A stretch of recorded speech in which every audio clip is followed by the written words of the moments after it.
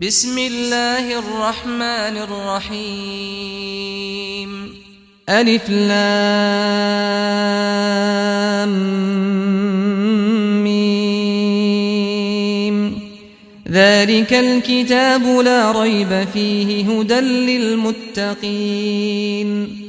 الذين يؤمنون بالغيب ويقيمون الصلاة ومما رزقناهم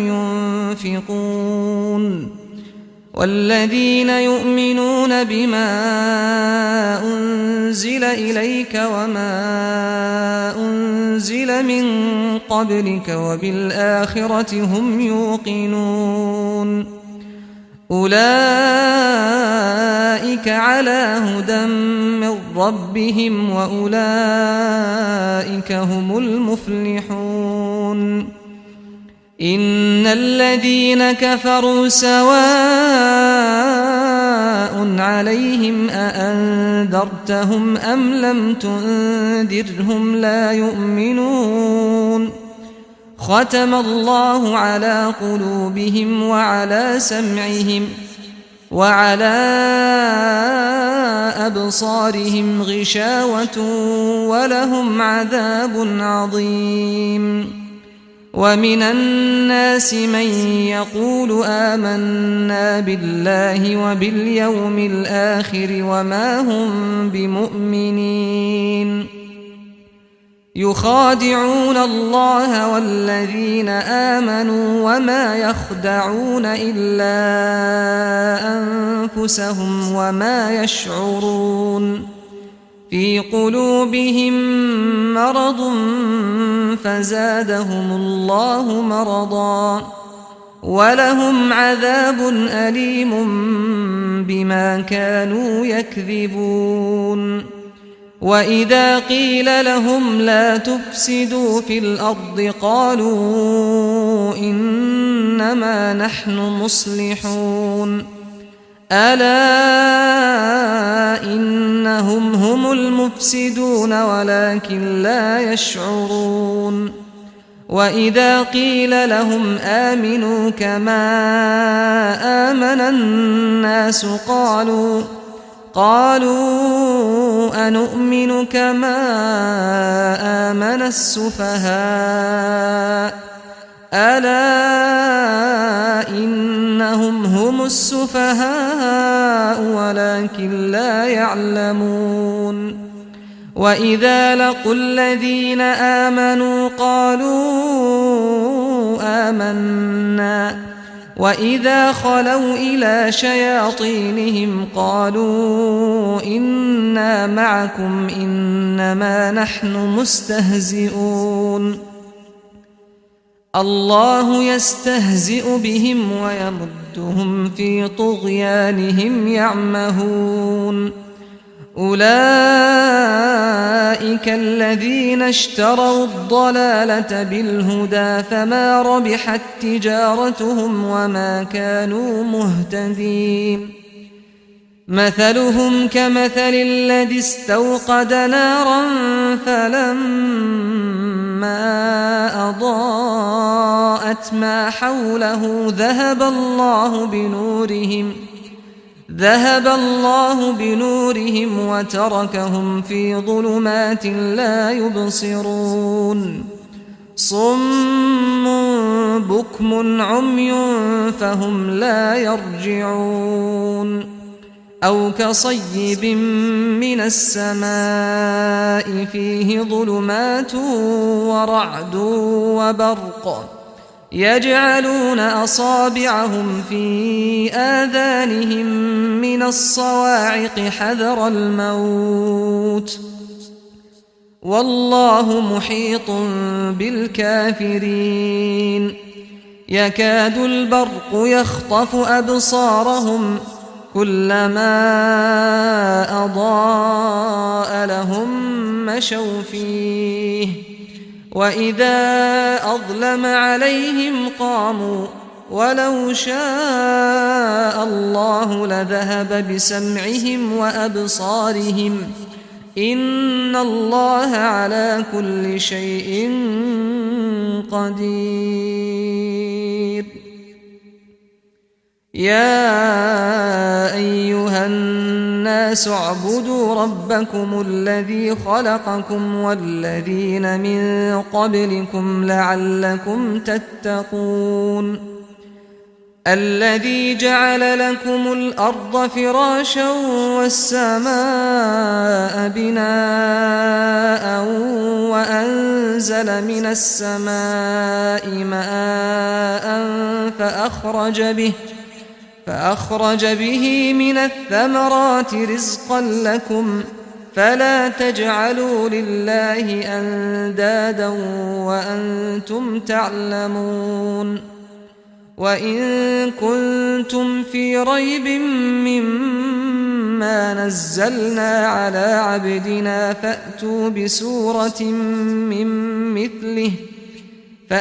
بسورة من مثله وادعوا شهداءكم من دون الله إن كنتم صادقين فإن لم تفعلوا ولن تفعلوا فاتقوا النار التي وقودها الناس والحجارة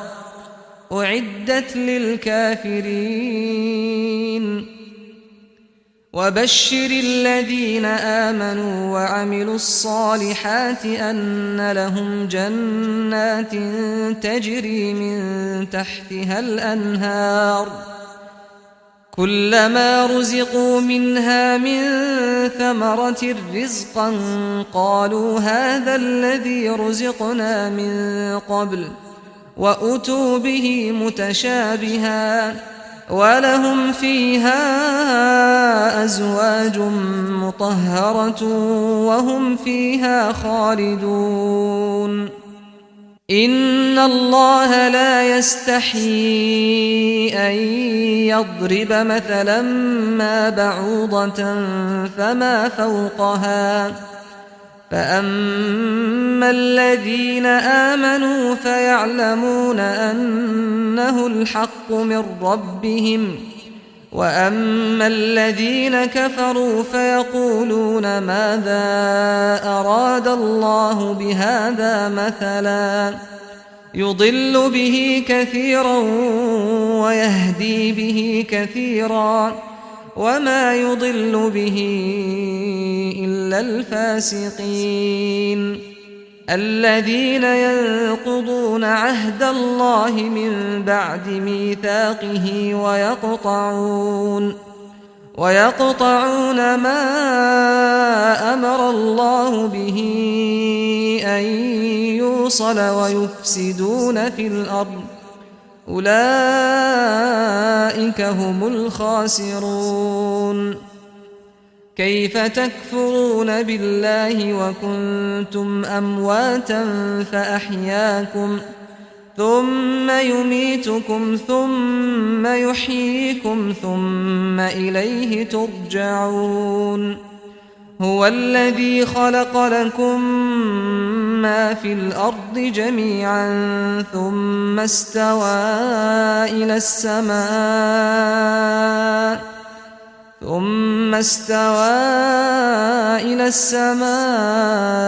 فسواهن 7 سماوات وهو بكل شيء عليم وإذ قال ربك للملائكة إني جاعل في الأرض خليفة قالوا أتجعل فيها من يفسد فيها ويسفك الدماء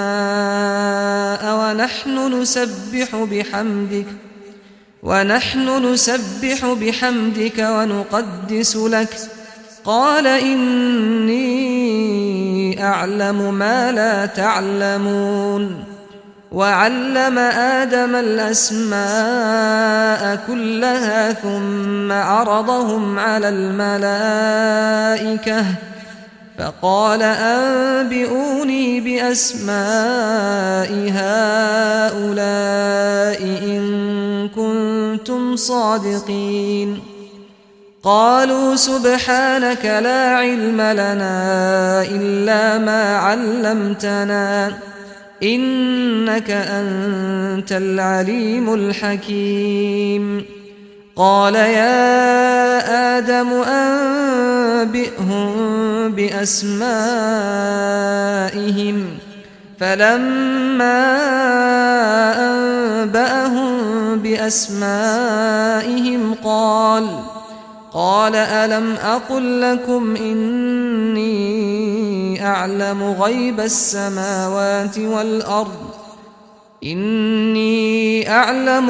السماوات والأرض وأعلم ما تبدون وما كنتم تكتمون.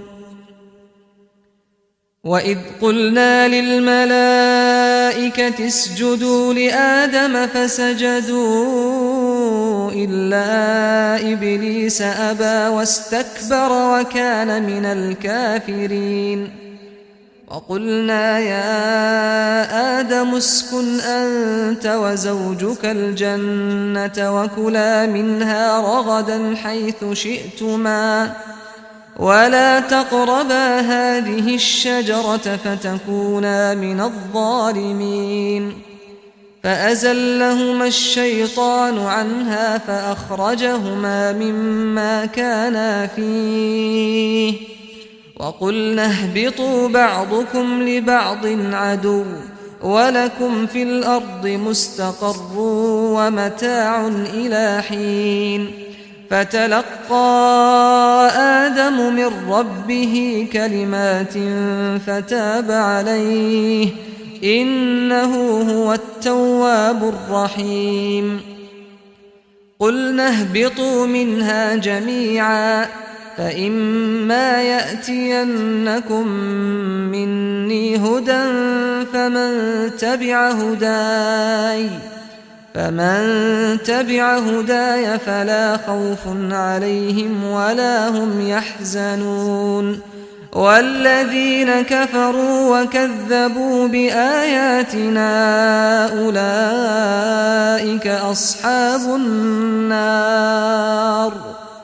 هم فيها خالدون. يا بني إسرائيل اذكروا نعمتي التي أنعمت عليكم وأوفوا بعهدي أوف بعهدكم وإياي فارهبون. وآمنوا بما أنزلت مصدقا لما معكم ولا تكونوا أول كافر به ولا تشتروا بآياتي ثمنا قليلا وإياي فاتقون.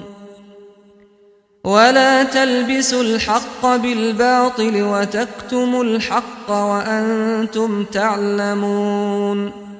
وأقيموا الصلاة وآتوا الزكاة واركعوا مع الراكعين. أتأمرون الناس بالبر وتنسون أنفسكم وأنتم تتلون الكتاب أفلا تعقلون. واستعينوا بالصبر والصلاة وإنها لكبيرة إلا على الخاشعين الذين يظنون أنهم ملاقو ربهم وأنهم إليه راجعون. يا بني إسرائيل اذكروا نعمتي التي أنعمت عليكم وأني فضلتكم على العالمين. واتقوا يوما لا تجزي نفس عن نفس شيئا ولا يقبل منها شفاعة ولا يؤخذ منها عدل ولا هم ينصرون. وإذ نجيناكم من آل فرعون يسومونكم سوء العذاب يذبحون أبناءكم ويستحيون نساءكم وفي ذلكم بلاء من ربكم عظيم وإذ فرقنا بكم البحر فأنجيناكم وأغرقنا آل فرعون وأنتم تنظرون وإذ واعدنا موسى 40 ليلة ثم اتخذتم العجل من بعده وأنتم ظالمون ثم عفونا عنكم من بعد ذلك لعلكم تشكرون وإذ آتينا موسى الكتاب والفرقان لعلكم تهتدون وإذ قال موسى لقومه يا قوم إنكم ظلمتم أنفسكم باتخاذكم العجل فتوبوا إلى بارئكم فاقتلوا أنفسكم ذلكم خير لكم عند بارئكم فتاب عليكم إنه هو التواب الرحيم وإذ قلتم يا موسى لن نؤمن لك حتى نرى الله جهرة فأخذتكم الصاعقة وأنتم تنظرون ثم بعثناكم من بعد موتكم لعلكم تشكرون وظللنا عليكم الغمام وأنزلنا عليكم المن والسلوى كلوا من طيبات ما رزقناكم وما ظلمونا ولكن كانوا أنفسهم يظلمون وإذ قلنا ادخلوا هذه القرية فكلوا منها حيث شئتم رغدا وادخلوا الباب سجدا وقولوا حطة نغفر لكم خطاياكم وسنزيد المحسنين فبدل الذين ظلموا قولا غير الذي قيل لهم فأنزلنا على الذين ظلموا رجزا من السماء بما كانوا يفسقون وإذ استسقى موسى لقومه فقلنا اضرب بعصاك الحجر فانفجرت منه 12 عينا قد علم كل أناس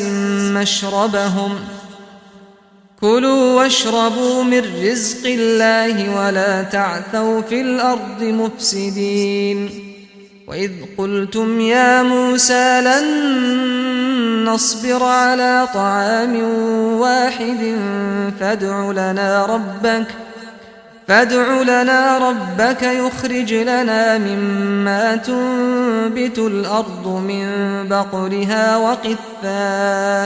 وفومها وعدسها وبصلها قال أتستبدلون الذي هو أدنى بالذي هو خير اهبطوا مصرا فإن لكم ما سألتم وضربت عليهم الذلة والمسكنة وباءوا بغضب من الله ذلك بأنهم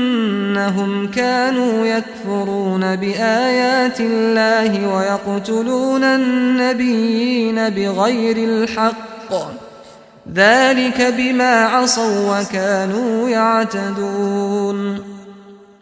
إن الذين آمنوا والذين هادوا والنصارى والصابئين من آمن بالله واليوم الآخر وعمل صالحا فلهم أجرهم عند ربهم ولا خوف عليهم ولا هم يحزنون وإذ أخذنا ميثاقكم ورفعنا فوقكم الطور خذوا ما آتيناكم بقوة واذكروا ما فيه لعلكم تتقون ثم توليتم من بعد ذلك فلولا فضل الله عليكم ورحمته لكنتم من الخاسرين ولقد علمتم الذين اعتدوا منكم في السبت فقلنا لهم كونوا قردة خاسئين فجعلناها نكالا لما بين يديها وما خلفها وموعظة للمتقين وإذ قال موسى لقومه إن الله يأمركم أن تذبحوا بقرة قالوا أتتخذنا هزوا قال أعوذ بالله أن أكون من الجاهلين قالوا ادع لنا ربك يبين لنا ما هي قال إنه يقول إنها بقرة لا فارض ولا بكر عوان بين ذلك فافعلوا ما تؤمرون قالوا ادع لنا ربك يبين لنا ما لونها قال إنه يقول إنها بقرة صفراء فاقع لونها تسر الناظرين قالوا ادع لنا ربك يبين لنا ما هي إن البقرة شابه علينا وإنا إن شاء الله لمهتدون قال إنه يقول إنها بقرة لا ذلول تثير الأرض ولا تسقي الحرث مسلمة لا شية فيها قالوا الآن جئت بالحق فذبحوها وما كادوا يفعلون وإذ قتلتم نفسا فادارأتم فيها والله مخرج ما كنتم تكتمون فقلنا اضربوه ببعضها كذلك يحيي الله الموتى ويريكم آياته لعلكم تعقلون ثم قست قلوبكم من بعد ذلك فهي كالحجارة أو أشد قسوة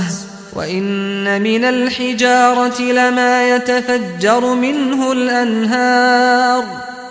وإن منها لما يشقق فيخرج منه الماء وإن منها لما يهبط من خشية الله وما الله بغافل عما تعملون أفتطمعون أن يؤمنوا لكم وقد كان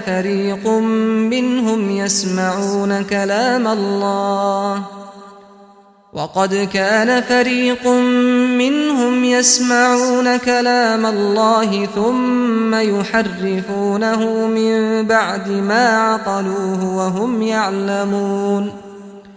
وإذا لقوا الذين آمنوا قالوا آمنا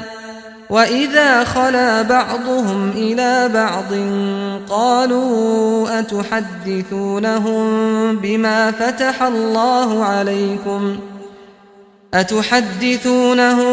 بما فتح الله عليكم ليحاجوكم به عند ربكم أفلا تعقلون أولا يعلمون أن الله يعلم ما يسرون وما يعلنون ومنهم أميون لا يعلمون الكتاب إلا أماني وإن هم إلا يظنون فويل للذين يكتبون الكتاب بأيديهم ثم يقولون هذا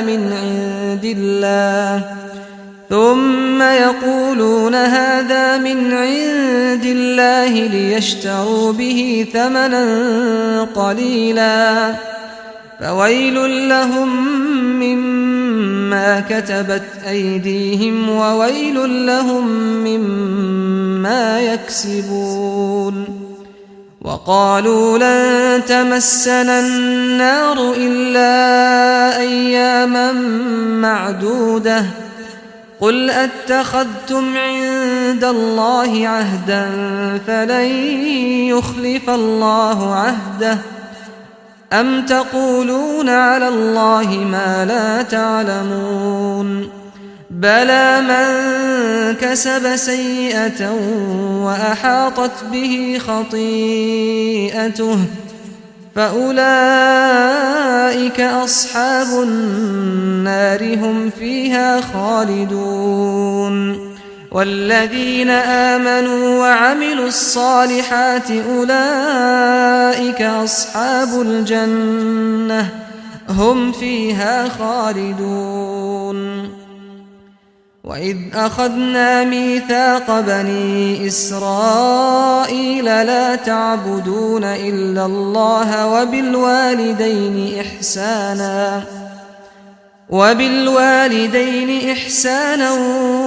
وذي القربى واليتامى والمساكين وقولوا للناس حسنا وأقيموا الصلاة وآتوا الزكاة ثم توليتم إلا قليلا منكم وأنتم معرضون وإذ أخذنا ميثاقكم لا تسفكون دماءكم ولا تخرجون أنفسكم من دياركم ثم أقررتم وأنتم تشهدون ثم أنتم هؤلاء تقتلون أنفسكم وتخرجون فريقا منكم من ديارهم تظاهرون عليهم بالإثم والعدوان وإن يأتوكم أسارى تفادوهم وهو محرم عليكم إخراجهم أفتؤمنون ببعض الكتاب وتكفرون ببعض فما جزاء من يفعل ذلك منكم إلا خزي في الحياة الدنيا ويوم القيامة يردون إلى أشد العذاب وما الله بغافل عما تعملون أولئك الذين اشتروا الحياة الدنيا بالآخرة فلا يخفف عنهم العذاب ولا هم ينصرون ولقد آتينا موسى الكتاب وقفينا من بعده بالرسل وآتينا عيسى ابن مريم البينات وأيدناه بروح القدس أفكلما جاءكم رسول بما لا تهوى أنفسكم استكبرتم ففريقا كذبتم وفريقا تقتلون وقالوا قلوبنا غلف بل لعنهم الله بكفرهم فقليلا ما يؤمنون ولما جاءهم كتاب من عند الله مصدق لما معهم وكانوا من قبل يستفتحون على الذين كفروا فلما جاءهم ما عرفوا كفروا به فلعنة الله على الكافرين بئس ما اشتروا به أنفسهم أن يكفروا بما أنزل الله بغيا أن ينزل الله من فضله على من يشاء من عباده فباءوا بغضب على غضب وللكافرين عذاب مهين وإذا قيل لهم آمنوا بما أنزل الله قالوا نؤمن بما أنزل علينا ويكفرون بما وراءه وهو الحق مصدقا لما معهم قل فلم تقتلون أنبياء الله من قبل إن كنتم مؤمنين ولقد جاءكم موسى بالبينات ثم اتخذتم العجل من بعده وأنتم ظالمون وإذ أخذنا ميثاقكم ورفعنا فوقكم الطور خذوا ما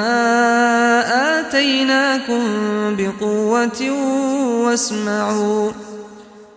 قالوا سمعنا وعصينا وأشربوا في قلوبهم العجل بكفرهم قل بئس ما يأمركم به إيمانكم إن كنتم مؤمنين قل إن كانت لكم الدار الآخرة عند الله خالصة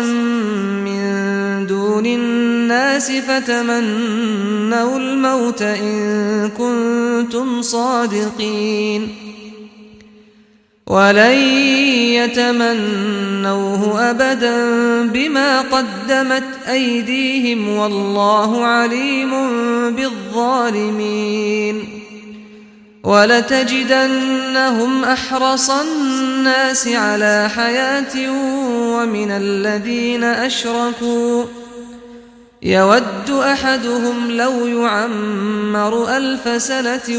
وما هو بمزحزحه من العذاب أن يعمر والله بصير بما يعملون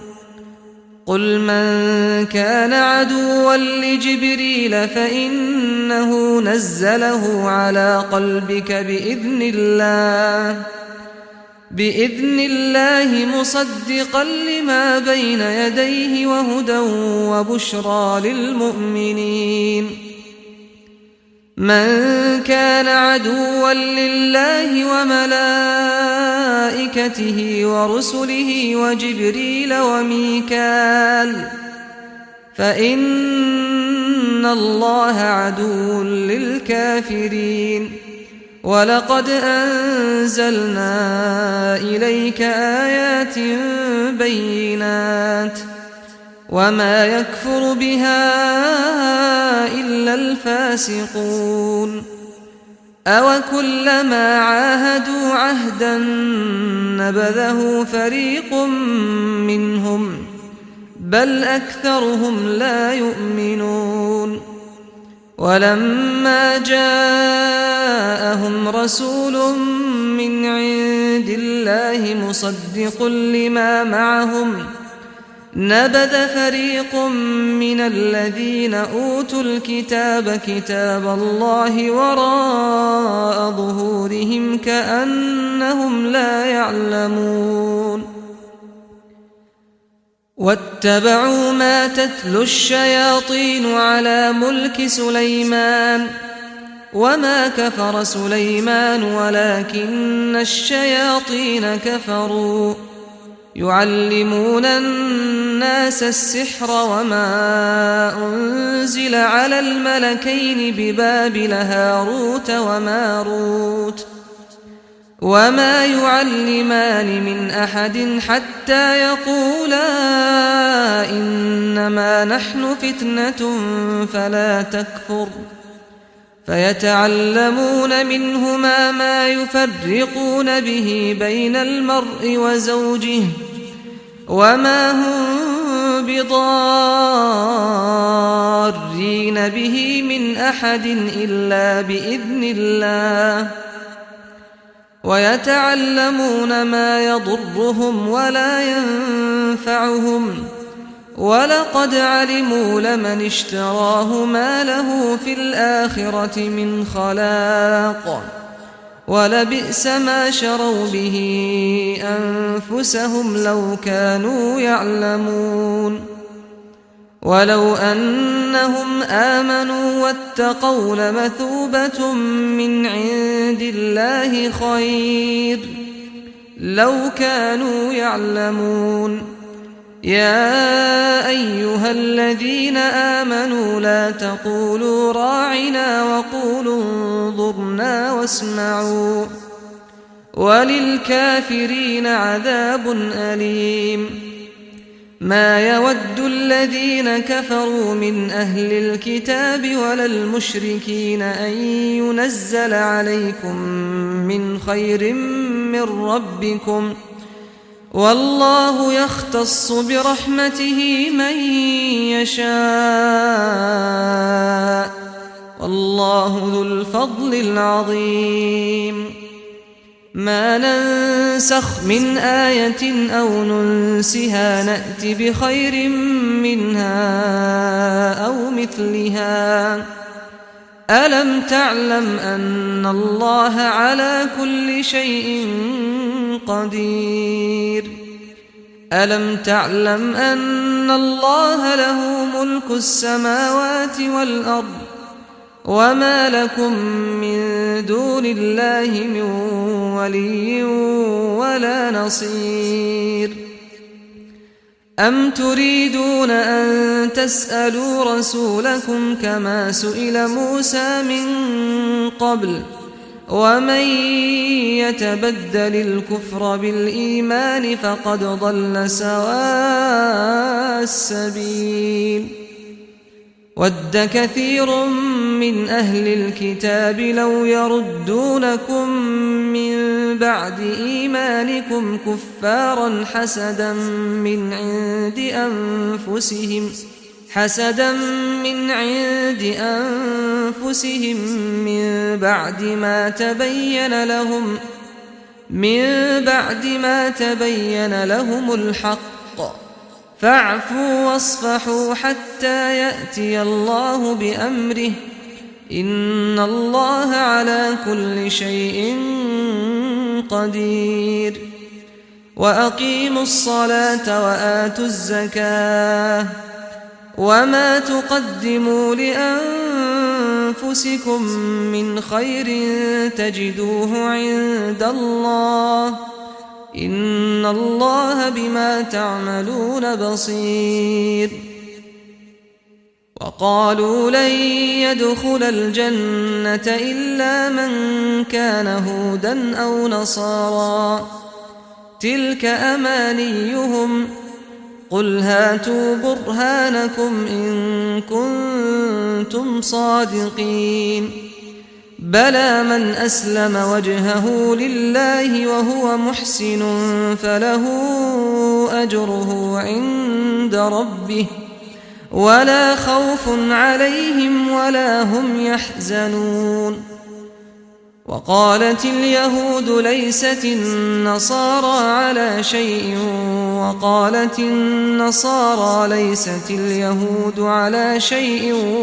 وهم يتلون الكتاب كذلك قال الذين لا يعلمون مثل قولهم فالله يحكم بينهم يوم القيامة فيما كانوا فيه يختلفون ومن أظلم ممن منع مساجد الله أن يذكر فيها اسمه وسعى في خرابها أولئك أولئك ما كان لهم أن يدخلوها إلا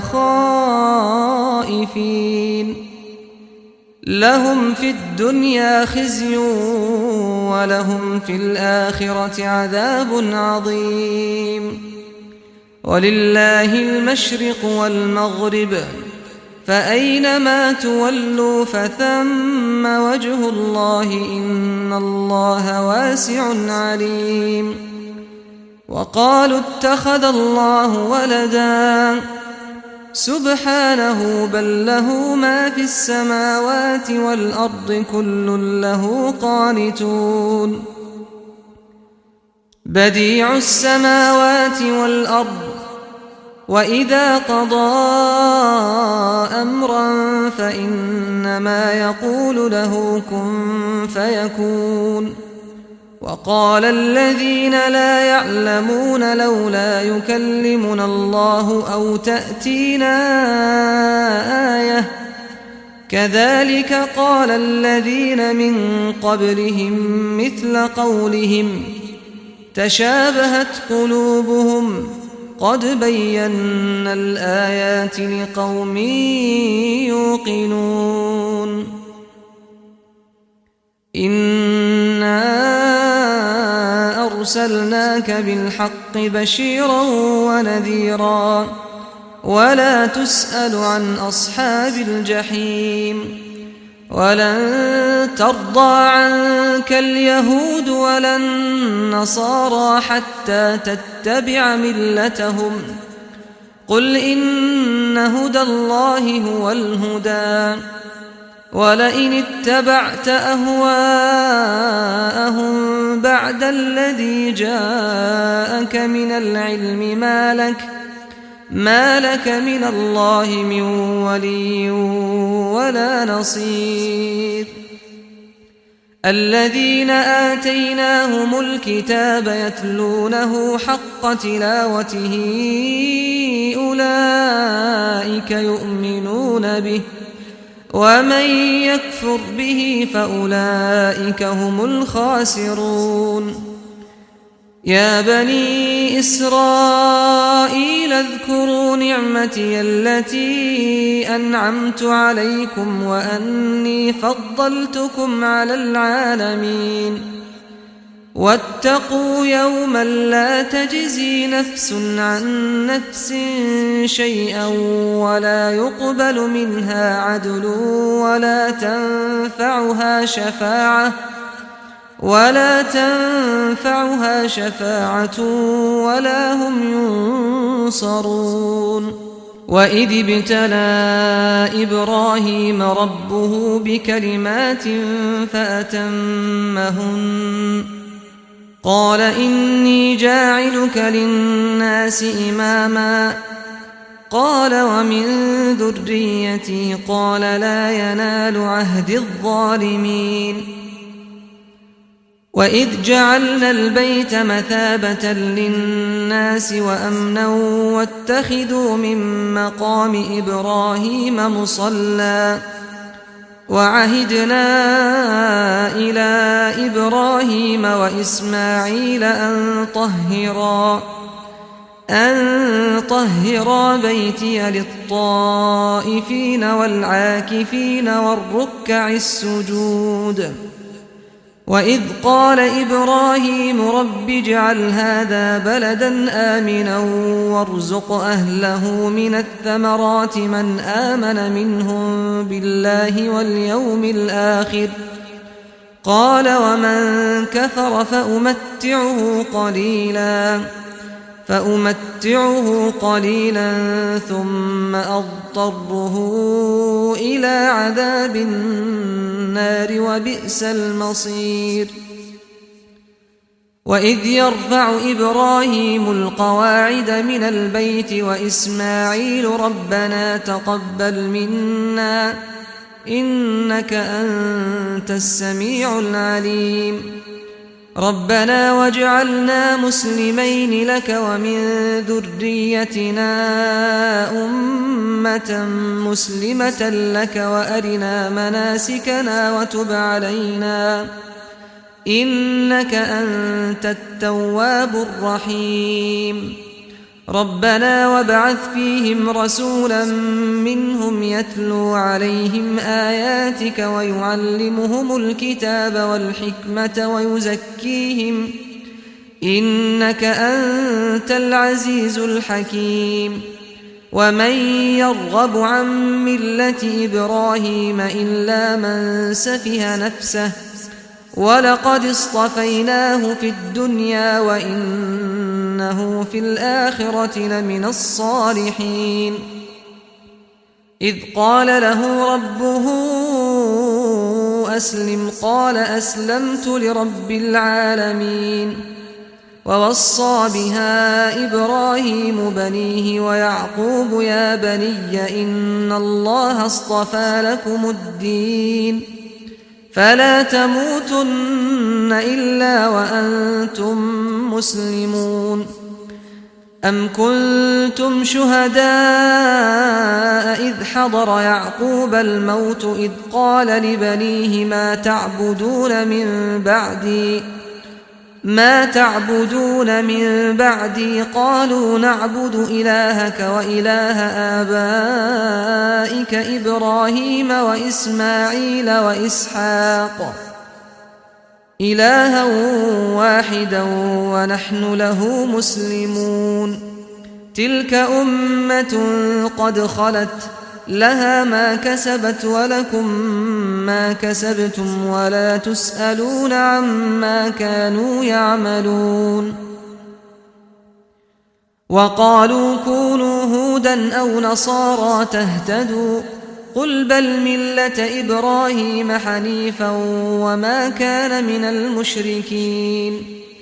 قولوا آمنا بالله وما أنزل إلينا وما أنزل إلى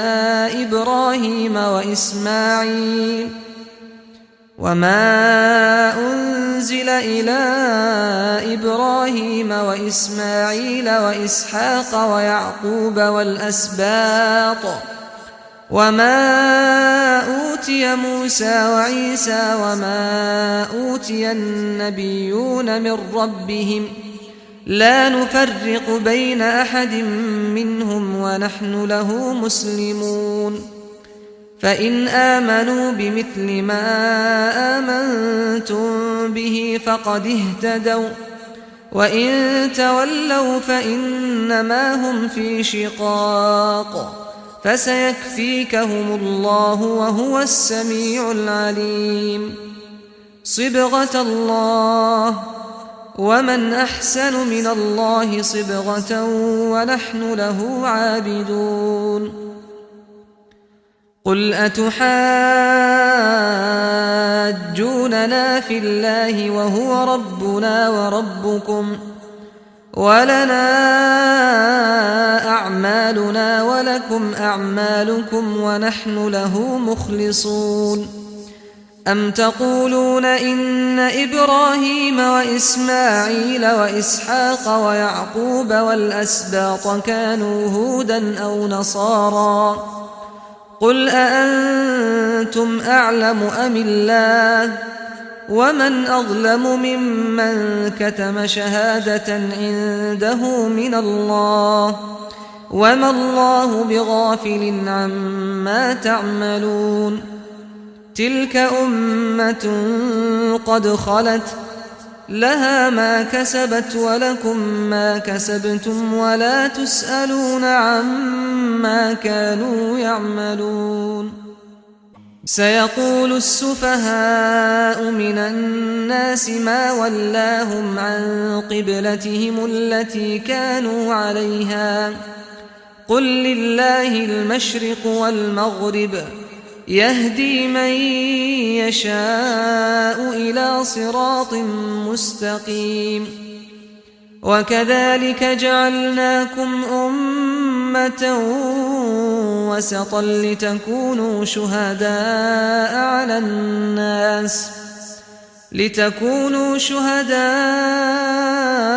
على الناس ويكون الرسول عليكم شهيدا وما جعلنا القبلة التي كنت عليها إلا لنعلم من يتبع الرسول ممن ينقلب على عقبيه وإن كانت لكبيرة إلا على الذين هدى الله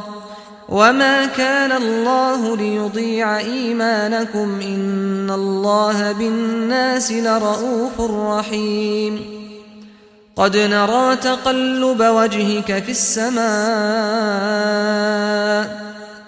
فلنولينك قبلة ترضاها فول وجهك شطر المسجد الحرام وحيث ما كنتم فولوا وجوهكم شطره وإن الذين أوتوا الكتاب ليعلمون أنه الحق من ربهم وما الله بغافل عما يعملون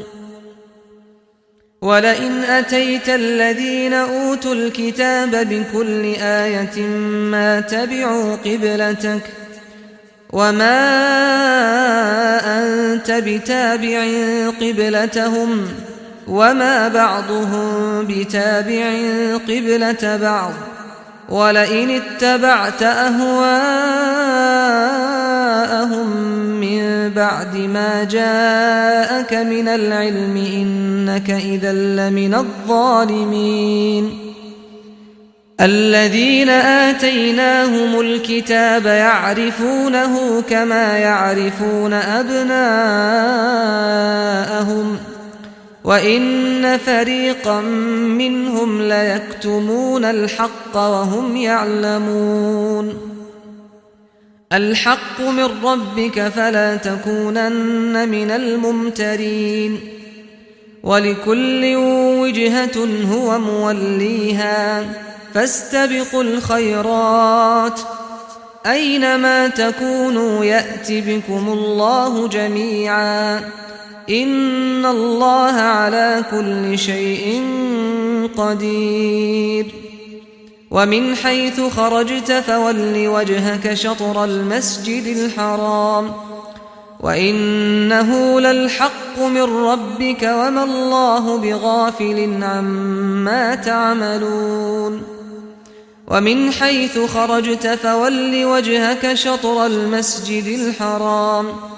وحيث ما كنتم فولوا وجوهكم شطره لئلا يكون للناس عليكم حجة إلا الذين ظلموا منهم فلا تخشوهم واخشوني ولأتم نعمتي عليكم ولعلكم تهتدون كما أرسلنا فيكم رسولا منكم يتلو عليكم آياتنا ويزكيكم ويعلمكم الكتاب والحكمة ويعلمكم ما لم تكونوا تعلمون فاذكروني أذكركم واشكروا لي ولا تكفرون يا أيها الذين آمنوا استعينوا بالصبر والصلاة إن الله مع الصابرين ولا تقولوا لمن يقتل في سبيل الله أموات بل أحياء ولكن لا تشعرون ولنبلونكم بشيء من الخوف والجوع ونقص من الأموال والأنفس والثمرات وبشر الصابرين الذين إذا أصابتهم مصيبة قالوا إنا لله وإنا إليه راجعون أولئك عليهم صلوات من ربهم ورحمة وأولئك هم المهتدون إن الصفا والمروة من شعائر الله فمن حج البيت أو اعتمر فلا جناح عليه أن يطوف بهما ومن تطوع خيرا فإن الله شاكر عليم إن الذين يكتمون ما أنزلنا من البينات والهدى من بعد ما بيناه للناس في الكتاب أولئك يلعنهم الله ويلعنهم اللاعنون إلا الذين تابوا وأصلحوا وبينوا فأولئك أتوب عليهم وأنا التواب الرحيم إن الذين كفروا وماتوا وهم كفار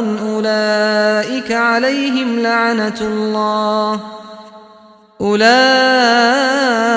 عليهم لعنة الله والملائكة والناس أجمعين خالدين فيها لا يخفف عنهم العذاب ولا هم ينظرون وإلهكم إله واحد لا إله إلا هو الرحمن الرحيم إن في خلق السماوات والأرض واختلاف الليل والنهار والفلك التي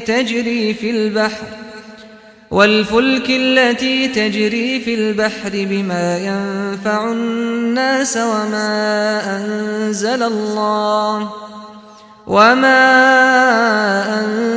الله من السماء من ماء فأحيا به الأرض بعد موتها وبث فيها من كل دابة وتصريف الرياح والسحاب المسخر بين السماء والأرض لآيات لقوم يعقلون ومن الناس من يتخذ من دون الله أندادا يحبونهم كحب الله والذين آمنوا أشد حبا لله ولو يرى الذين ظلموا إذ يرون العذاب أن القوة لله جميعا وأن الله شديد العذاب إذ تبرأ الذين اتبعوا من الذين اتبعوا ورأوا العذاب وتقطعت بهم الأسباب وقال الذين اتبعوا لو أن لنا كرة فنتبرأ منهم كما تبرأوا منا كذلك يريهم الله أعمالهم حسرات عليهم وما هم بخارجين من النار يا أيها الناس كلوا مما في الأرض حلالا طيبا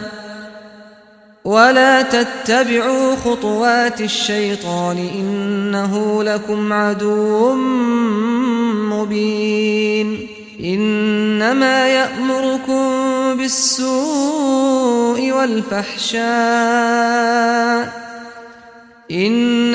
يأمركم بالسوء والفحشاء وأن تقولوا على الله ما لا تعلمون وإذا قيل لهم اتبعوا ما أنزل الله قالوا بل نتبع ما ألفينا عليه آباءنا أولو كان آباؤهم لا يعقلون شيئا ولا يهتدون ومثل الذين كفروا كمثل الذي ينعق بما لا يسمع إلا دعاء ونداء صم بكم عمي فهم لا يعقلون يا أيها الذين آمنوا كلوا من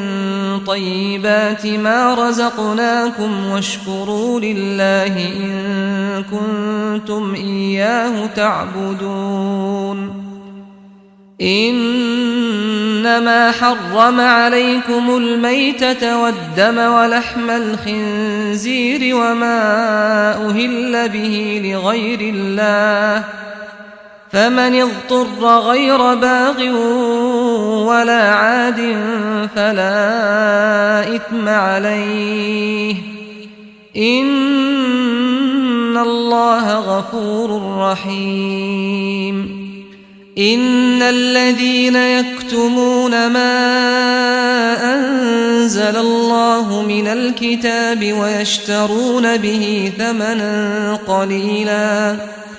ويشترون به ثمنا قليلا أولئك ما يأكلون في بطونهم إلا النار ولا يكلمهم الله يوم القيامة ولا يزكيهم ولهم عذاب أليم أولئك الذين اشتروا الضلالة بالهدى والعذاب بالمغفرة فما أصبرهم على النار ذلك بأن الله نزل الكتاب بالحق وإن الذين اختلفوا في الكتاب لفي شقاق بعيد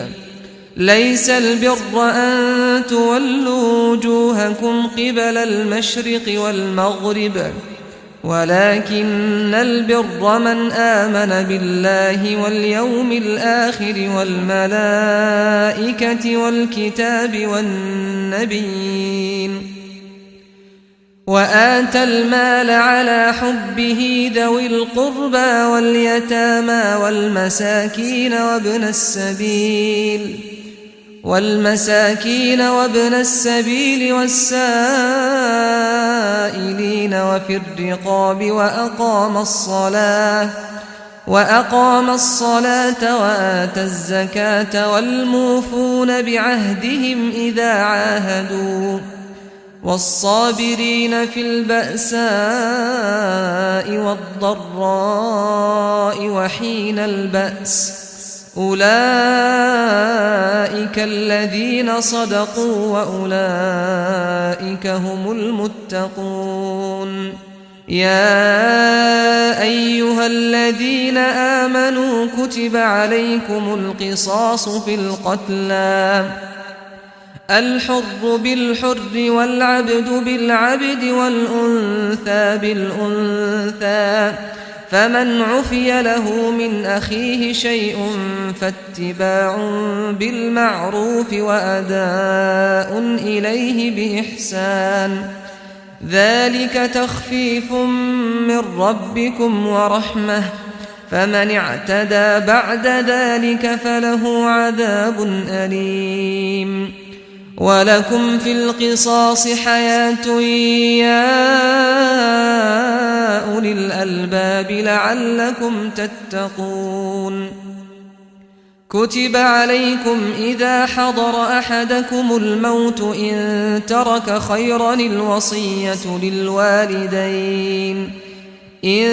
ترك خيرا الوصية للوالدين والأقربين بالمعروف حقا على المتقين فمن بدله بعدما سمعه فإنما إثمه على الذين يبدلونه إن الله سميع عليم فمن خاف من موص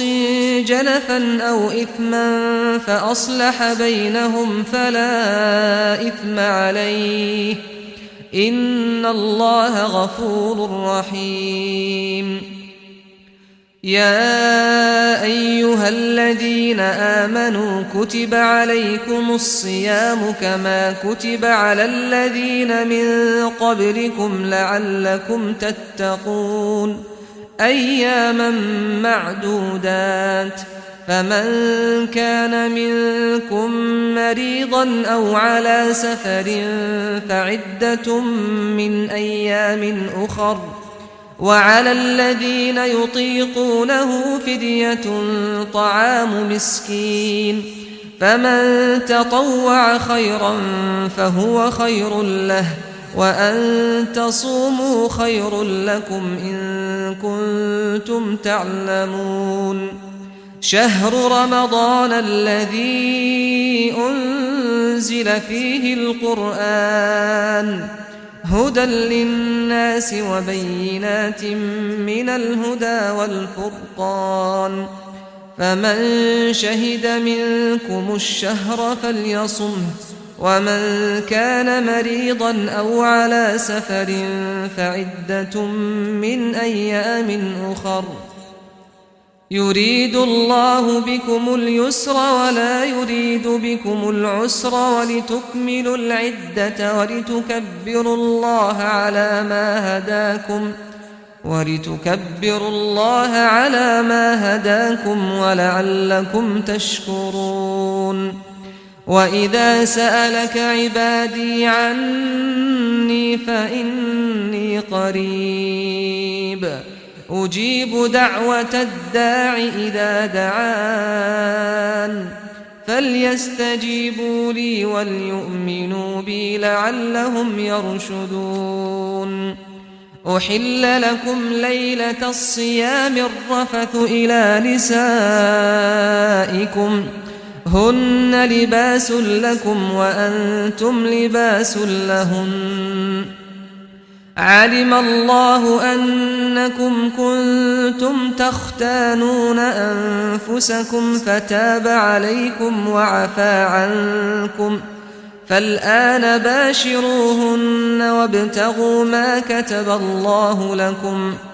وكلوا واشربوا حتى يتبين لكم الخيط الأبيض من الخيط الأسود من الفجر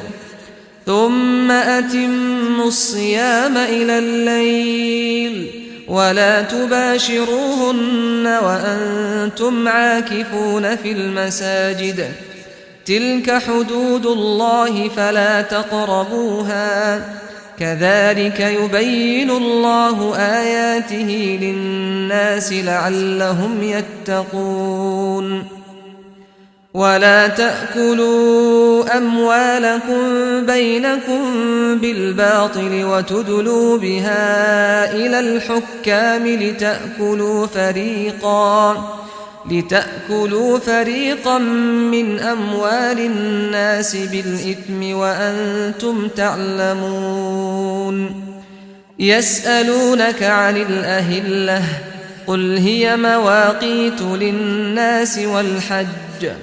وليس البر بأن تأتوا البيوت من ظهورها ولكن البر من اتقى وأتوا البيوت من أبوابها واتقوا الله لعلكم تفلحون وقاتلوا في سبيل الله الذين يقاتلونكم ولا تعتدوا إن الله لا يحب المعتدين واقتلوهم حيث ثقفتموهم وأخرجوهم من حيث أخرجوكم والفتنة أشد من القتل ولا تقاتلوهم عند المسجد الحرام حتى يقاتلوكم فيه فإن قاتلوكم فاقتلوهم كذلك جزاء الكافرين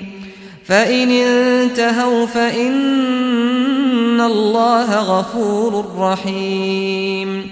وقاتلوهم حتى لا تكون فتنة ويكون الدين لله فإن انتهوا فلا عدوان إلا على الظالمين الشهر الحرام بالشهر الحرام والحرمات قصاص فمن اعتدى عليكم فاعتدوا عليه بمثل ما اعتدى عليكم واتقوا الله واعلموا أن الله مع المتقين وأنفقوا في سبيل الله ولا تلقوا بأيديكم إلى التهلكة وأحسنوا إن الله يحب المحسنين وأتموا الحج والعمرة لله فإن أحصرتم فما استيسر من الهدي ولا تحلقوا رؤوسكم حتى يبلغ الهدي محله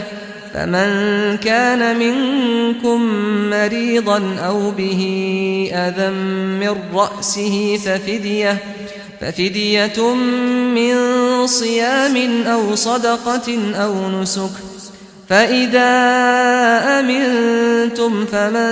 تمتع بالعمرة إلى الحج فما استيسر من الهدي فمن لم يجد فصيام 3 أيام في الحج و7 إذا رجعتم تلك 10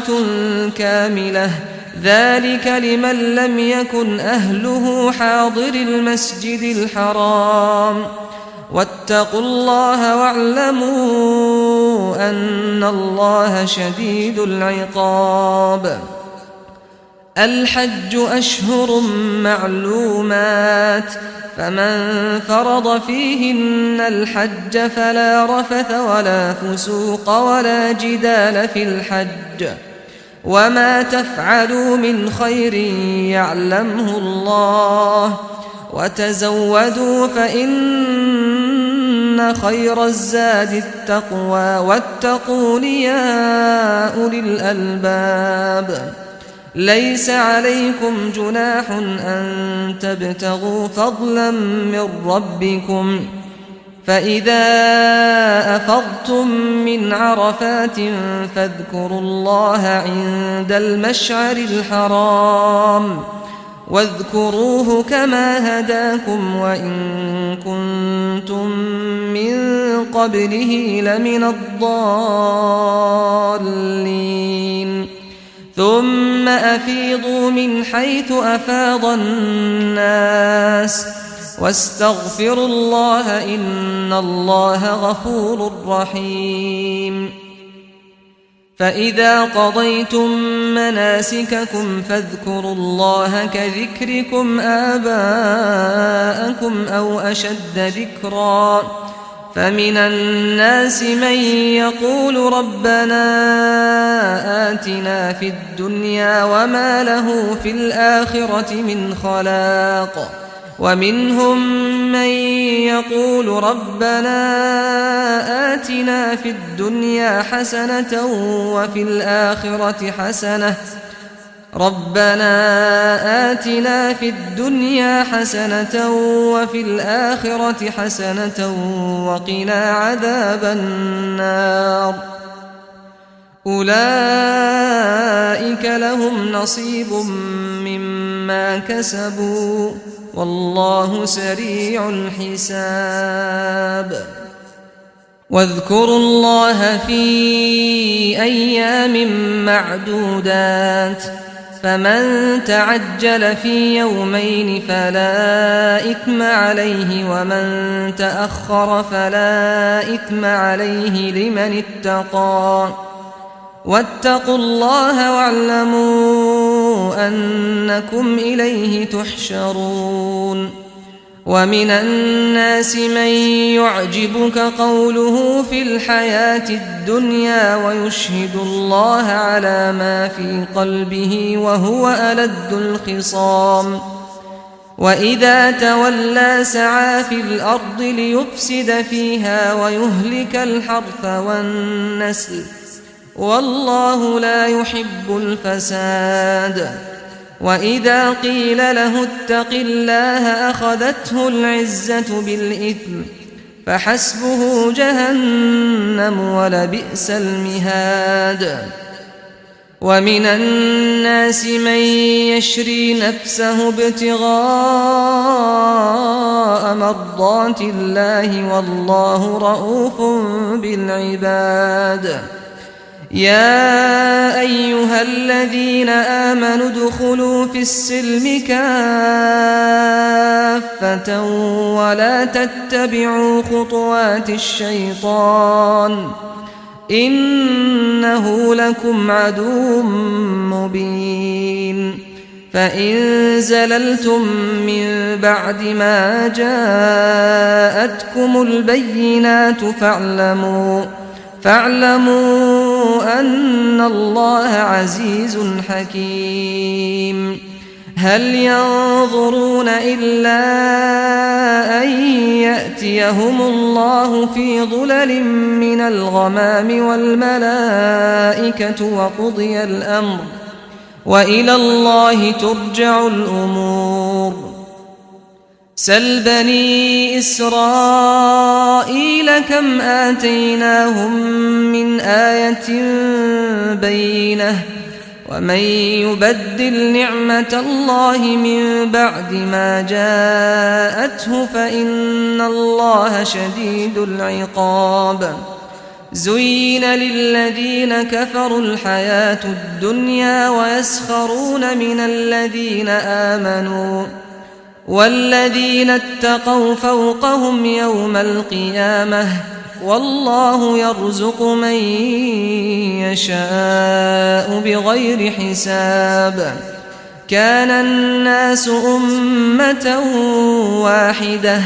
فبعث الله النبيين مبشرين ومنذرين وأنزل معهم الكتاب بالحق ليحكم بين الناس فيما اختلفوا فيه وما اختلف فيه إلا الذين أوتوه من بعد ما جاءتهم البينات بغيا بينهم فهدى الله الذين آمنوا لما اختلفوا فيه من الحق بإذنه والله يهدي من يشاء إلى صراط مستقيم أم حسبتم أن تدخلوا الجنة ولما يأتكم مثل الذين خلوا من قبلكم مستهم البأساء والضراء وزلزلوا حتى يقول الرسول والذين آمنوا معه متى نصر الله ألا إن نصر الله قريب يسألونك ماذا ينفقون قل ما أنفقتم من خير فللوالدين والأقربين واليتامى والمساكين وابن السبيل وما تفعلوا من خير فإن الله به عليم كتب عليكم القتال وهو كره لكم وعسى أن تكرهوا شيئا وهو خير لكم وعسى أن تحبوا شيئا وهو شر لكم والله يعلم وأنتم لا تعلمون يسألونك عن الشهر الحرام قتال فيه قل قتال فيه كبير وصد عن سبيل الله وكفر به والمسجد الحرام وإخراج أهله منه أكبر عند الله والفتنة أكبر من القتل ولا يزالون يقاتلونكم حتى يردوكم عن دينكم إن استطاعوا ومن يرتد منكم عن دينه فيمت وهو كافر فأولئك حبطت أعمالهم في الدنيا والآخرة وأولئك أصحاب النار هم فيها خالدون إن الذين آمنوا والذين هاجروا وجاهدوا في سبيل الله أولئك يرجون رحمة الله والله غفور رحيم يسألونك عن الخمر والميسر قل فيهما إثم كبير ومنافع للناس وإثمهما أكبر من نفعهما ويسألونك ماذا ينفقون قل العفو كذلك يبين الله لكم الآيات لعلكم تتفكرون في الدنيا والآخرة ويسألونك عن اليتامى قل إصلاح لهم خير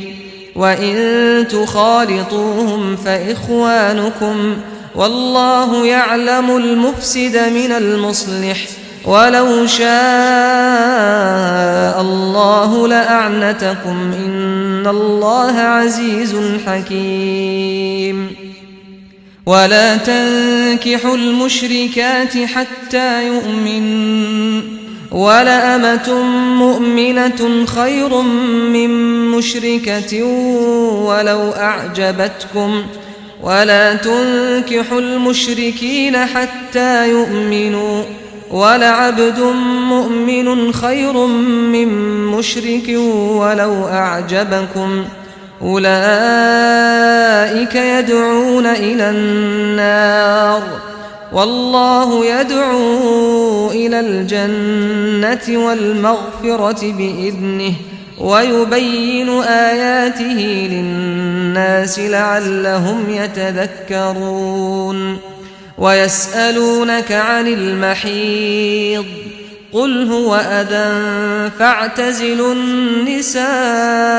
في المحيض ولا تقربوهن حتى يطهرن فإذا تطهرن فأتوهن من حيث أمركم الله إن الله يحب التوابين ويحب المتطهرين نساؤكم حرث لكم فأتوا حرثكم أنى شئتم وقدموا لأنفسكم واتقوا الله واعلموا أنكم ملاقوه وبشر المؤمنين ولا تجعلوا الله عرضة لأيمانكم أن تبروا وتتقوا وتصلحوا بين الناس والله سميع عليم لا يؤاخذكم الله باللغو في أيمانكم ولكن يؤاخذكم بما كسبت قلوبكم والله غفور حليم للذين يؤلون من نسائهم تربص 4 أشهر فإن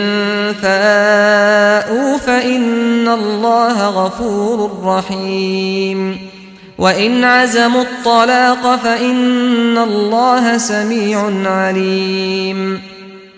والمطلقات يتربصن بأنفسهن 3 قروء ولا يحل لهن أن يكتمن ما خلق الله في أرحامهن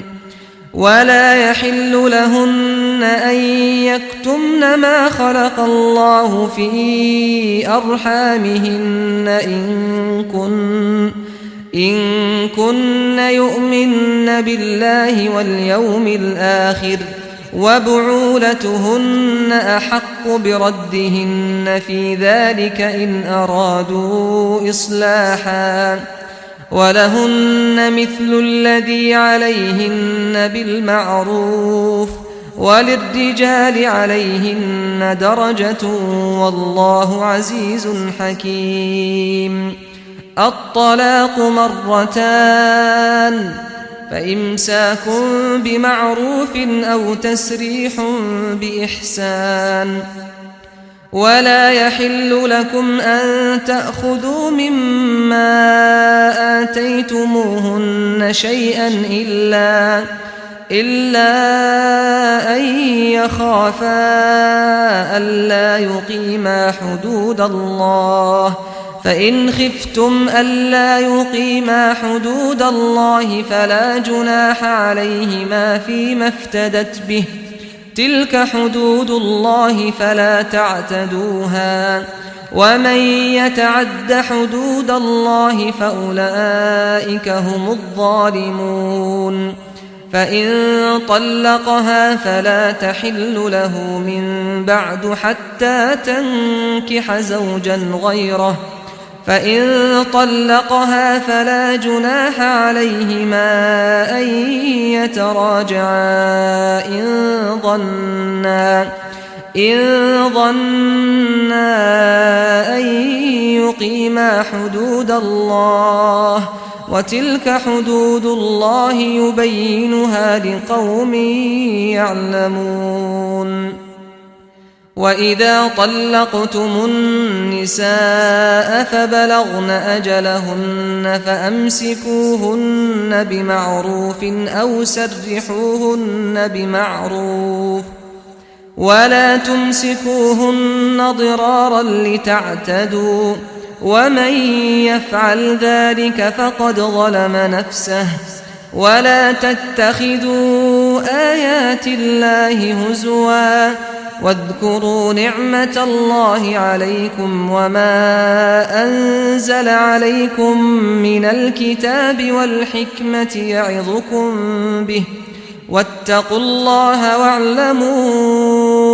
أن الله بكل شيء عليم.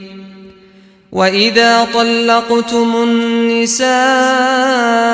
فبلغن أجلهن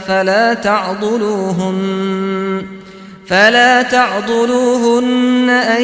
ينكحن أزواجهن إذا تراضوا بينهم بالمعروف، ذلك يوعظ به من كان منكم يؤمن بالله واليوم الآخر،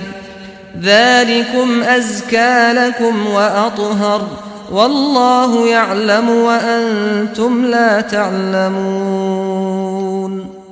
والوالدات يرضعن أولادهن حولين كاملين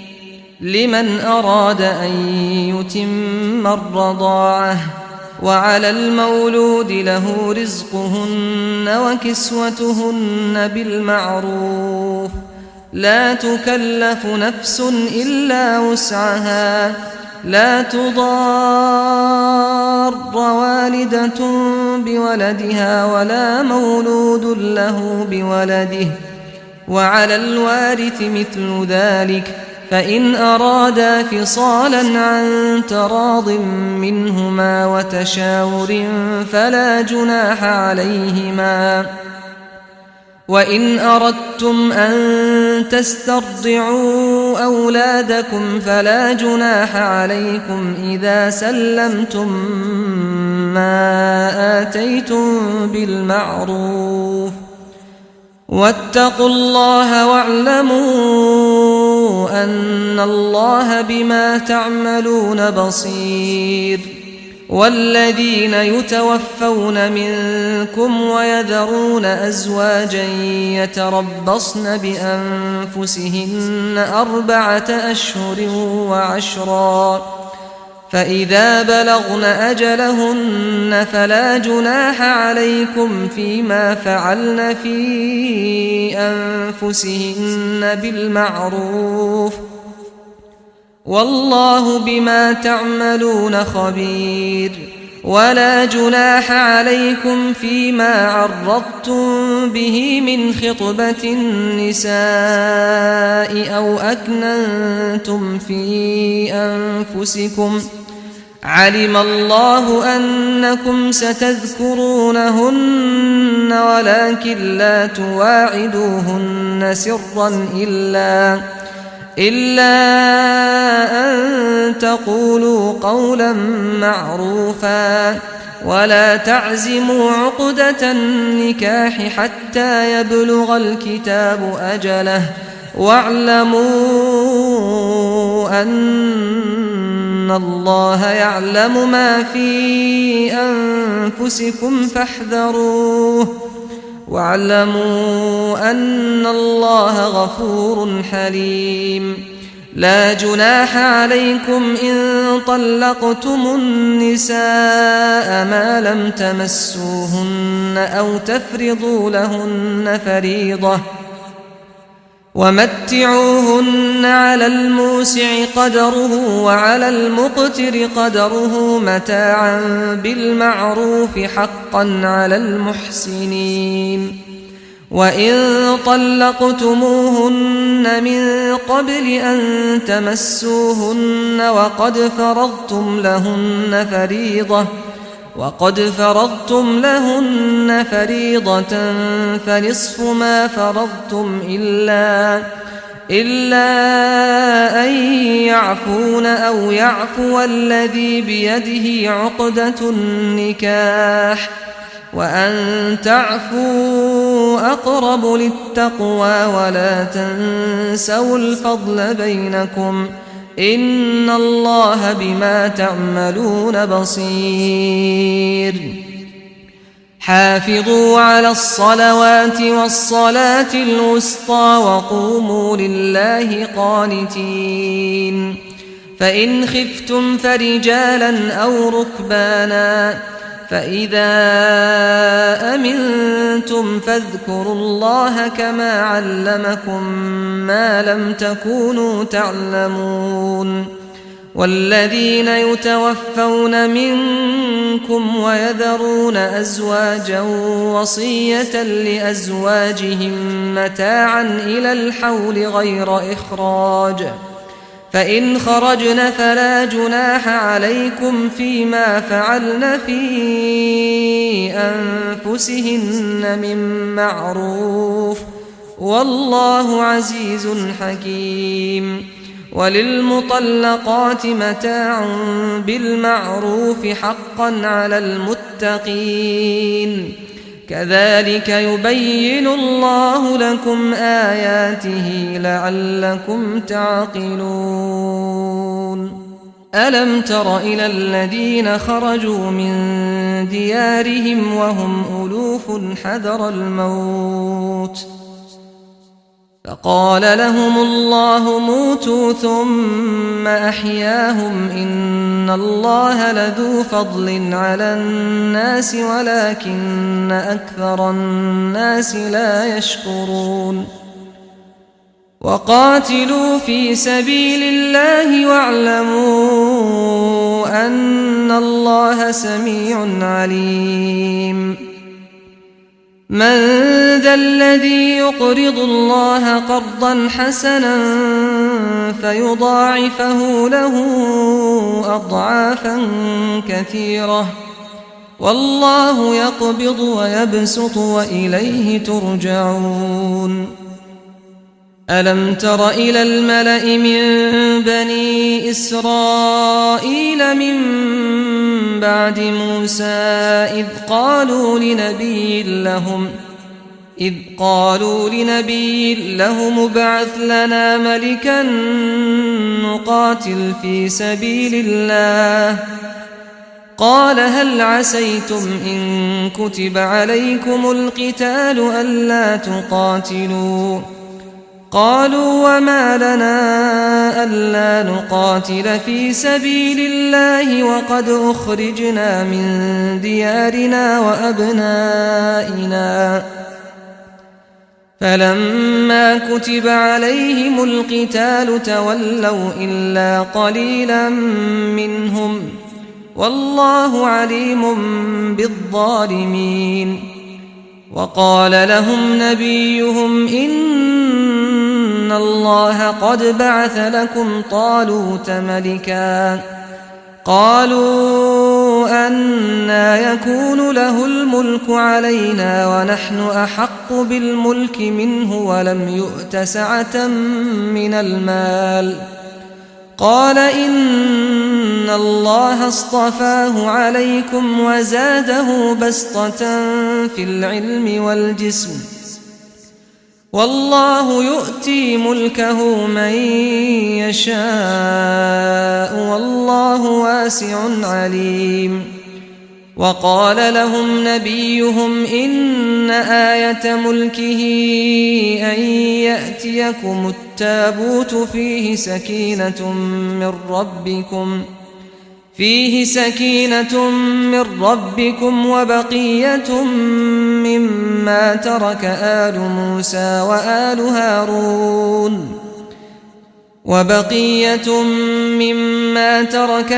موسى وآل هارون تحمله الملائكة إن في ذلك لآية لكم إن كنتم مؤمنين. فلما فصل طالوت بالجنود قال إن الله مبتليكم بنهر فمن شرب منه فليس مني ومن لم يطعمه فإنه مني إلا من اغترف غرفة بيده فشربوا منه إلا قليلا منهم فلما جاوزه هو والذين آمنوا معه قالوا لا طاقة لنا اليوم بجالوت وجنوده. قال الذين يظنون أنهم ملاقو الله كم من فئة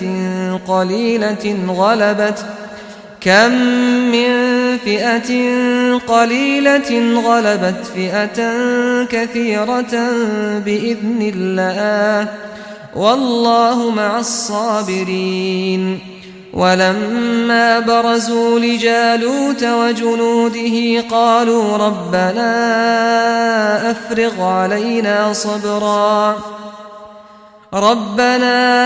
أفرغ علينا صبرا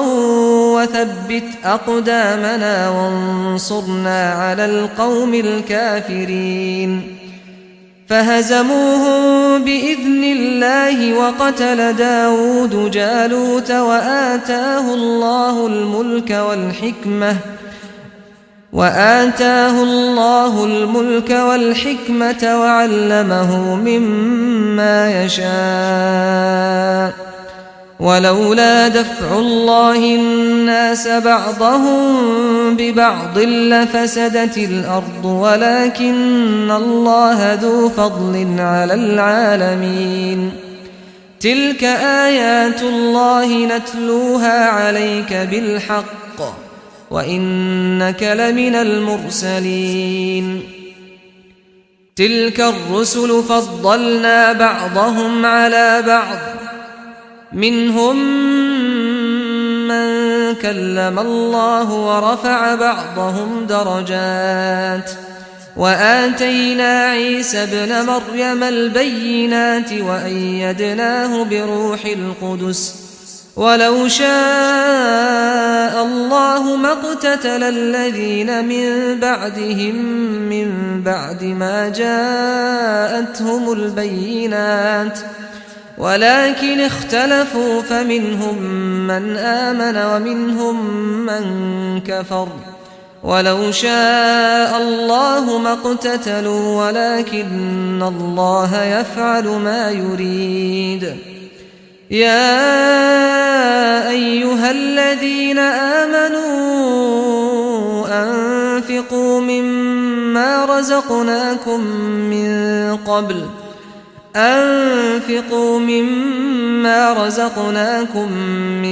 قبل أن يأتي يوم لا بيع فيه ولا خلة ولا شفاعة والكافرون هم الظالمون. الله لا إله إلا هو الحي القيوم لا تأخذه سنة ولا نوم له ما في السماوات وما في الأرض من ذا الذي يشفع عنده إلا بإذنه يعلم ما بين أيديهم وما خلفهم ولا يحيطون بشيء من علمه إلا بما شاء وسع كرسيه السماوات والأرض ولا يؤوده حفظهما وهو العلي العظيم لا إكراه في الدين قد تبين الرشد من الغي فمن يكفر بالطاغوت ويؤمن بالله فقد استمسك بالعروة الوثقى لا انفصام لها والله سميع عليم الله ولي الذين آمنوا يخرجهم من الظلمات إلى النور والذين كفروا أولياؤهم الطاغوت يخرجونهم من النور إلى الظلمات أولئك أصحاب النار هم فيها خالدون ألم تر إلى الذي حاج إبراهيم في ربه أن آتاه الله الملك إذ قال إبراهيم ربي الذي يحيي ويميت قال أنا أحيي وأميت قال إبراهيم فإن الله يأتي بالشمس من المشرق فأت بها من المغرب فبهت الذي كفر والله لا يهدي القوم الظالمين أو كالذي مر على قرية وهي خاوية على عروشها قال أنى يحيي هذه الله بعد موتها فأماته الله 100 عام ثم بعثه قال كم لبثت قال لبثت يوما أو بعض يوم قال بل لبثت 100 عام فانظر إلى طعامك وشرابك لم يتسنه وانظر إلى حمارك ولنجعلك آية للناس وانظر إلى العظام كيف ننشزها ثم نكسوها لحما فلما تبين له قال أعلم أن الله على كل شيء قدير وإذ قال إبراهيم رب أرني كيف تحيي الموتى قال أولم تؤمن قال بلى ولكن ليطمئن قلبي قال فخذ 4 من الطير فصرهن إليك ثم اجعل على كل جبل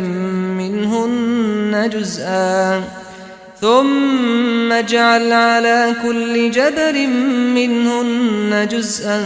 ثم ادعهن يأتينك سعيا واعلم أن الله عزيز حكيم مثل الذين ينفقون أموالهم في سبيل الله كمثل حبة أنبتت 7 سنابل في كل سنبلة 100 حبة والله يضاعف لمن يشاء والله واسع عليم الذين ينفقون أموالهم في سبيل الله ثم لا يتبعون ما أنفقوا منا ولا أذى لهم أجرهم عند ربهم ولا خوف عليهم ولا هم يحزنون قول معروف ومغفرة خير من صدقة يتبعها والله غني حليم. يا أيها الذين آمنوا لا تبطلوا صدقاتكم بالمن والأذى كالذي ينفق ماله رئاء الناس ولا يؤمن بالله واليوم الآخر، فمثله كمثل صفوان عليه تراب فأصابه وابل فتركه صلدا، لا يقدرون على شيء مما كسبوا، والله لا يهدي القوم الكافرين. ومثل الذين ينفقون أموالهم ابتغاء مرضات الله وتثبيتا من أنفسهم كمثل جنة بربوة أصابها وابل فآتت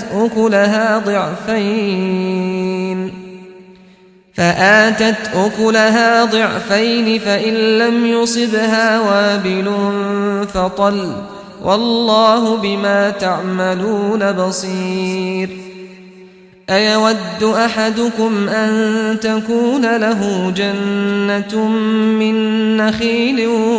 وأعناب تجري من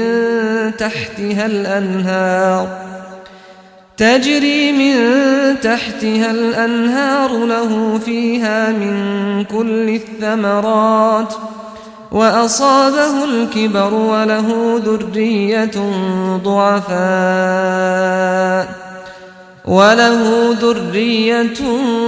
ضعفاء فأصابها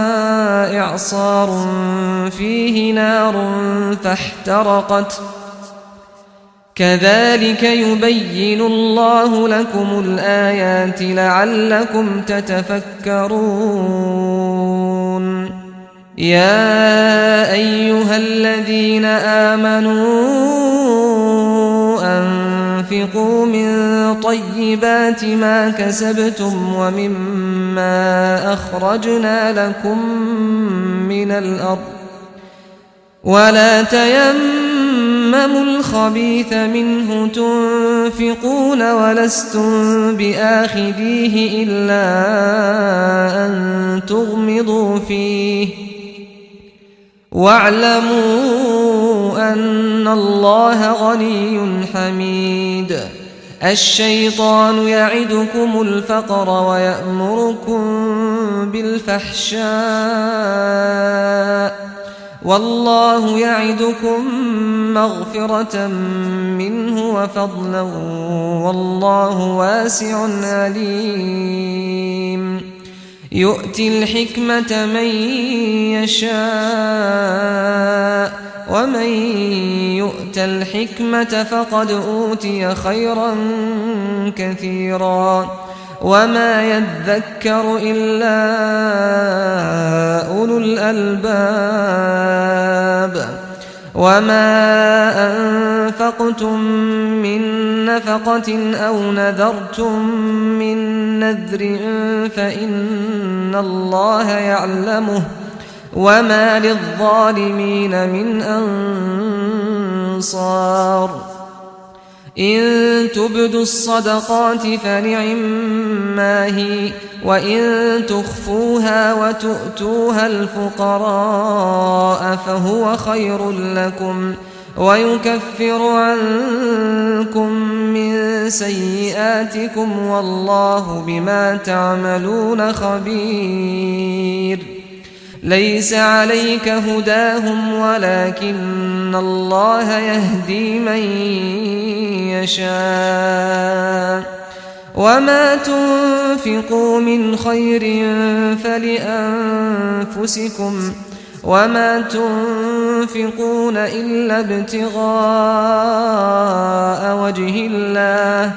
وما تنفقوا من خير يوفى إليكم وأنتم لا تظلمون. للفقراء الذين أحصروا في سبيل الله لا يستطيعون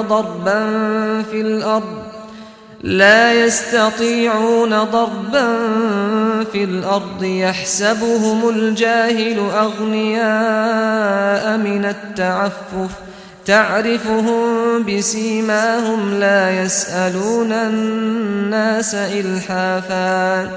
وما تنفقوا من خير فإن الله به عليم الذين ينفقون أموالهم بالليل والنهار سرا وعلانية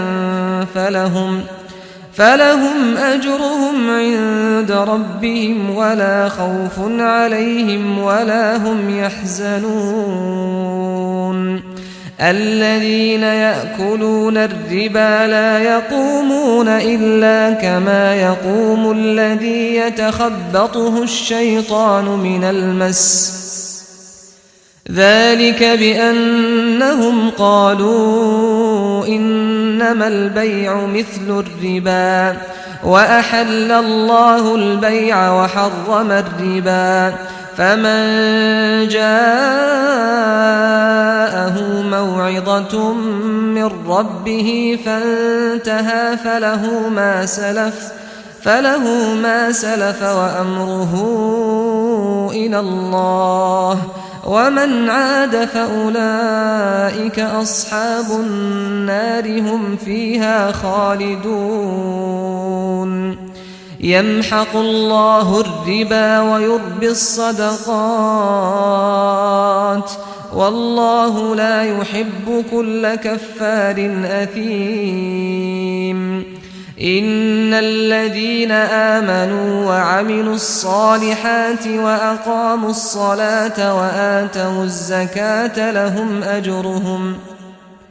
لهم أجرهم عند ربهم ولا خوف عليهم ولا هم يحزنون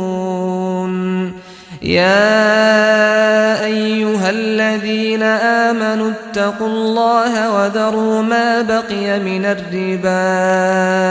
إن كنتم مؤمنين فإن لم تفعلوا فأذنوا بحرب من الله ورسوله وإن تبتم فلكم رؤوس أموالكم لا تظلمون ولا تظلمون وإن كان ذو عسرة فنظرة إلى ميسرة وأن تصدقوا خير لكم إن كنتم تعلمون واتقوا يوما ترجعون فيه إلى الله ثم توفى كل نفس ما كسبت وهم لا يظلمون يا أيها الذين آمنوا إذا تداينتم بدين إلى أجل مسمى فاكتبوه وليكتب بينكم كاتب بالعدل ولا يأب كاتب أن يكتب كما علمه الله فليكتب وليملل الذي عليه الحق وليتق الله ربه ولا يبخس منه شيئا فإن كان الذي عليه الحق سفيها أو ضعيفا أو لا يستطيع أن يمل هو فليملل وليه بالعدل واستشهدوا شهيدين من رجالكم فإن لم يكونا رجلين فرجل وامرأتان ممن ترضون من الشهداء أن تضل إحداهما فتذكر إحداهما الأخرى ولا يأبى الشهداء إذا ما دعوا ولا تسأموا أن تكتبوه صغيرا أو كبيرا إلى أجله ذلكم أقسط عند الله وأقوم للشهادة وأدنى ألا ترتابوا إلا أن تكون تجارة حاضرة تديرونها بينكم فليس عليكم جناح ألا تكتبوها وأشهدوا إذا تبايعتم ولا يضار كاتب ولا شهيد وإن تفعلوا فإنه فسوق بكم واتقوا الله ويعلمكم الله والله بكل شيء عليم. وإن كنتم على سفر ولم تجدوا كاتبا فرهان مقبوضة فإن أمن بعضكم بعضا فليؤد الذي اؤتمن أمانته وليتق الله ربه ولا تكتموا الشهادة ومن يكتمها فإنه آثم قلبه والله بما تعملون عليم. لله ما في السماوات وما في الأرض وإن تبدوا ما في أنفسكم أو تخفوه يحاسبكم به الله فيغفر لمن يشاء ويعذب من يشاء والله على كل شيء قدير. آمن الرسول بما أنزل إليه من ربه والمؤمنون كل آمن بالله وملائكته وكتبه ورسله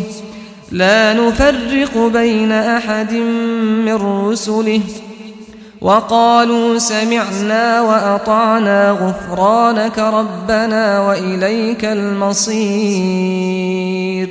لا يكلف الله نفسا إلا وسعها لها ما كسبت وعليها ما اكتسبت ربنا لا تؤاخذنا إن نسينا أو أخطأنا ربنا ولا تحمل علينا إصرا كما حملته على الذين من قبلنا ربنا ولا تحملنا ما لا طاقة لنا به واعف عنا واغفر لنا وارحمنا أنت مولانا فانصرنا على القوم الكافرين.